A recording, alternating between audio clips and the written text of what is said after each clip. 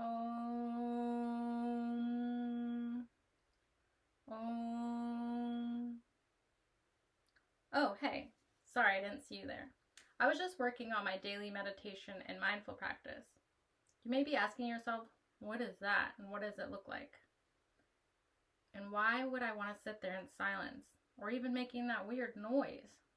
Well, if you follow me along on my daily meditation practice, you'll get to know a little bit more about how it can help and impact your everyday life. Today, you will learn about how I cultivated a daily meditation and mindful practice and how it completely changed my life. This is important for you to know because seeing my simple practice will help you understand meditation better overall. It can help you learn ways to apply it directly to your own life. You can learn all the benefits that meditation has, such as it's been proven to reduce stress and anxiety, which I know we all have from our everyday lives and with school. And it also can help you get a better night's sleep, which I don't know who doesn't want that. It also can, being mindful can help you in all kinds of regards in your life. And it's basically a free way to help your mind and body. Hi, my name is Brittany Caesar, and I can speak on this because I've been doing daily meditation for over 2 years now, and I've been practicing meditation on and off for the last 10. Here you will see me demonstrate 1, the steps and process I do to get into position and set a proper mindful space, 2, tips and tricks and different breathing exercises, and 3, my post-meditation mindful journaling practice. Now, before we get started, a little background information about meditation. It's important for you to understand that it looks different for everyone. It's not a one-size-fits-all practice, and it does take adjustment and time to figure out what works best for you individually, what feels comfortable. But most of all, you should just understand that consistency is key, just like with anything, but especially with meditation. You might feel uncomfortable or feel like you're not doing it right at first, so it does take time and practice for it to feel more comfortable and for you to get confident in the routine. So let's get started on setting the stage and getting into position. Some people like to have a specific area or a spot they like to practice in, which is nice, but it's great because you can get it done almost anywhere. I did go buy a bunch of different crystals, some affirmation cards, and even this nice grounding mat. But the best thing about meditation is that none of these things are actually necessary. On most days, when the time is really limited, I just do it laying in bed. I listen to different frequencies, which are just the current rate changes direction, and they're measured in hertz, which 1 hertz is 1 cycle per second. These I look up on YouTube, and you can pretty much look at anything like meditation frequencies or something even more specific like the one I use, which is called Heal Your Feminine Energy and Awaken Your Inner Magic. This is a 528 hertz frequency video, but the most important thing is that you're comfortable and you become relaxed in this time. So whatever that looks like for you is what I suggest. So what a typical and standard meditation position would look like would be you sitting upright with your spine elongated, not in like a really rigid position, but just kind of sit up straight with your legs crossed and your hands facing palm up. You also at that point want to close your eyes and get relaxed. But for the sake of the video, I'm going to have my eyes open for now. So breathing does seem pretty straightforward, but there are many ways you can go about it. The simplest way I learned was from an application called Headspace. I initially started looking for something because I lived in an apartment complex that had construction right next door. And it was so loud, and I was just looking for a way to relax between the loud noise and the pregnancy hormones.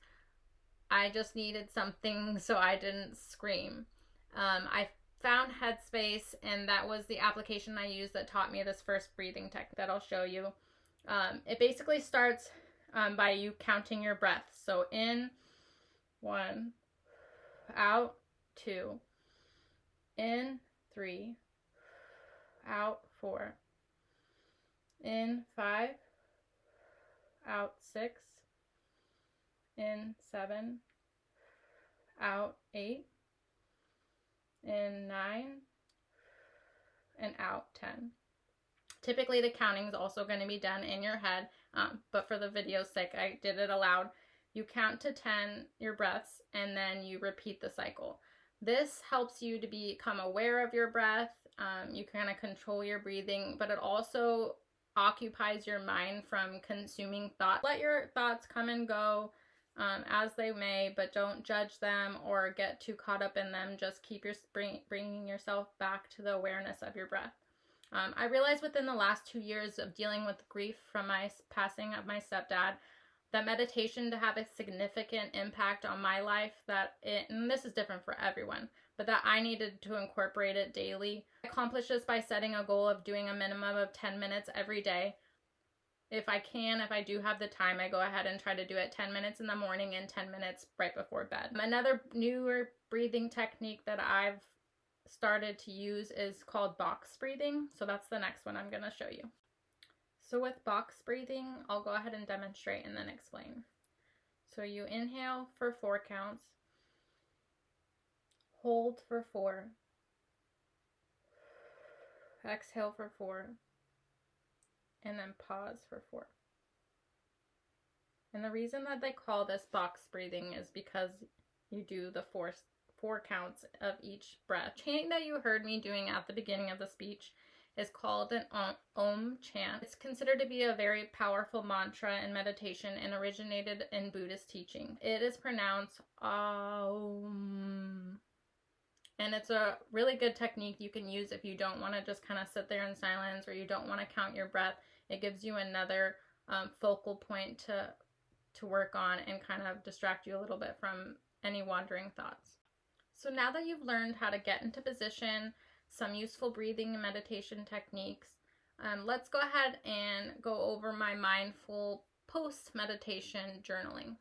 So I've been journaling ever since I was really little. I would write down every thought in my head, poems, my angsty teen feelings, all kinds of stuff.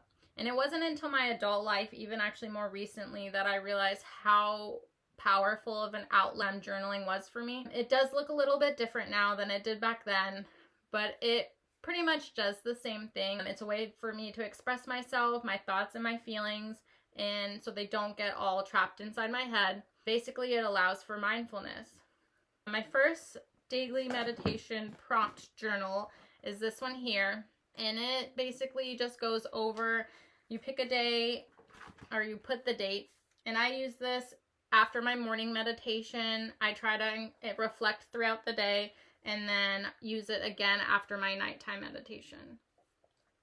So I'm not sure if you can see, but there's just little different prompts that you can go over that work through the morning, midday, and night, and I kind of just incorporate it with my meditation. Some examples are, I can experience joy today by intentions I have for today, or part of my day that I want to remember. So I easily incorporate this and use it throughout the day. I'll go ahead and fill it out now. So the second resource I use is just a paper notebook that I keep track. It's called my gratitude journal. I use it as a way to write 10 things down that I'm super grateful for. Some days it may look the same, some days it may look different, but I basically write down 10 things I'm grateful for and why, and then I go ahead and read them out loud with feeling immense gratitude in my heart and say thank you 3 times after. So I'm going to go ahead and fill it out now.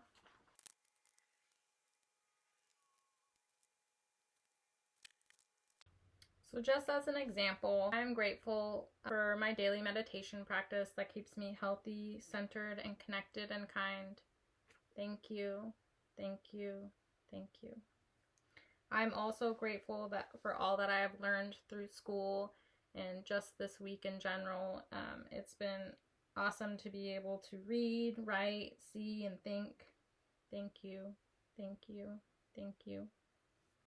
So today you learned about how to create a meditation and mindful practice and saw what it looked like to set the stage and get into proper position, some different and effective breathing techniques in the Om chant, as well as my post-meditation journaling regimen.